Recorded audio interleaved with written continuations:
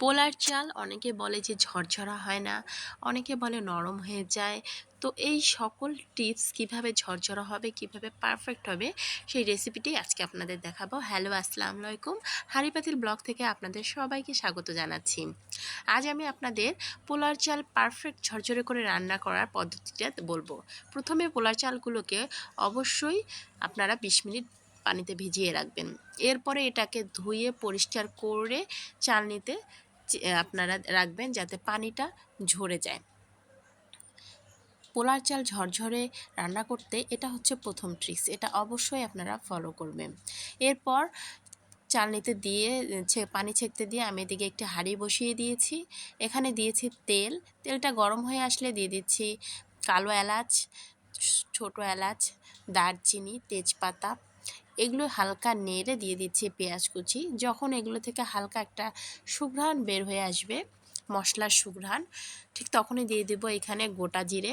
আপনারা এখানে শাহি জিরাটাও ব্যবহার করতে পারেন, এতে করে ফ্লেভারটা আরও সুন্দর আসবে।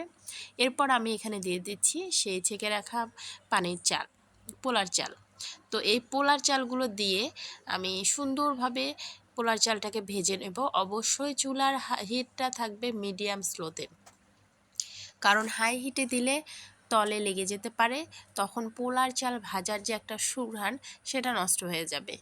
তো আপনারা একটু স্লো হিটে সেভাবে রান্না করবেন। দিয়ে দিচ্ছে আদা রসুন বাটা এবং গরম মশলা বাটা, সামান্য একটু কাঁচামরিচ ফালি দিচ্ছি যাতে হালকা একটা ঝালের ফ্লেভার আসে।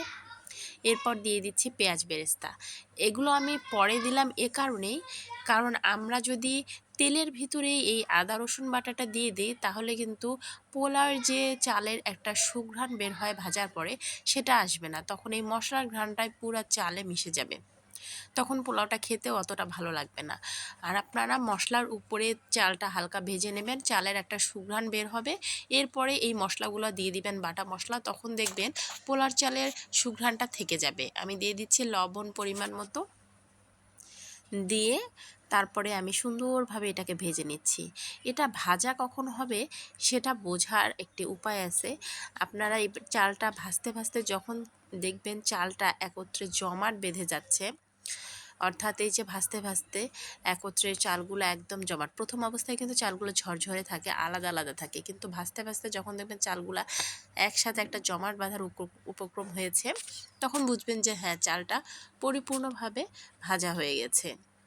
তখন আপনারা এখানে গরম পানি ব্যবহার করবেন। এই ছোট ছোট ট্রিক্সগুলো যদি আপনারা ফলো করেন তাহলে দেখবেন পারফেক্ট আপনাদের পোলাও রান্নাটা হবে। তো আমি এখানে গরম পানি দিয়ে দিচ্ছি। আবার অনেকে নতুন যারা, তারা অনেক ভাইয়ারাও আছেন যারা ব্যাচেলর, তারা পানির পরিমাণটা বুঝতে পারেন না। তো পানিটা এখানে আসলে 1 কেজি চালে 1.5 কেজি পানি দেবেন। এই রেশিওটা আপনারা ফলো করবেন। 1 কেজি চালে 1.5 কেজি পানি, অর্থাৎ চাল যতটুক নেবেন 1 পোয়া পানি অবশ্যই এখানে বেশি দিবেন। তো আমি এখানে পরিমাণ মতো পানি দিয়ে দিচ্ছি, দিয়ে গোটা কিছু কাঁচামরিচ লাল টুকটুকো হয়ে গেছে সেগুলো আমি দিয়ে দিলাম। আপনারা চাইলে এই পর্যায়ে এখানে কেওড়া জলও ব্যবহার করতে পারেন।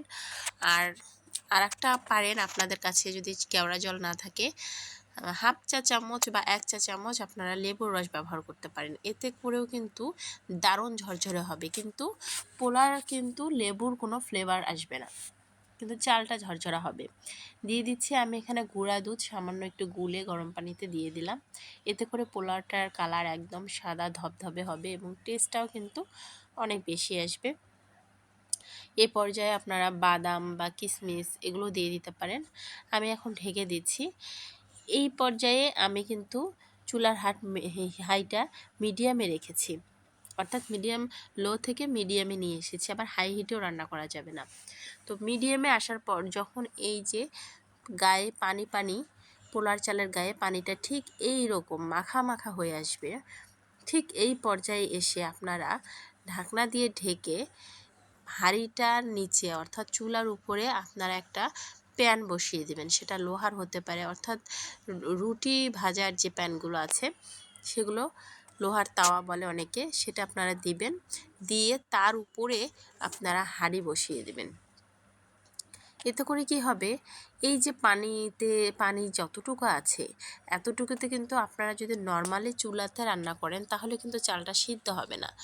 তখন কি হবে, আপনাদের পানিটা আরও বেশি দিতে হবে। আর পানিটা যখন বেশি দিবেন তখন দেখবেন তলে এক পর্যায়ে লেগেও যাবে, আবার চালটা বেশি নরম হয়ে যেতে পারে। এজন্য এরকম পাতিলের নিচে যদি এরকম একটা প্যান দেন এবং তার উপরে আপনারা হাঁড়িটা বসিয়ে উপরে পেঁয়াজ বেরেস্তা কিশমিশ বা আপনাদের যা যা মন চায় এগুলো দিয়ে আপনারা ঢাকনাটা ঢেকে একদম স্লো হিটে আপনারা 10 থেকে 15 মিনিট দমে রাখবেন।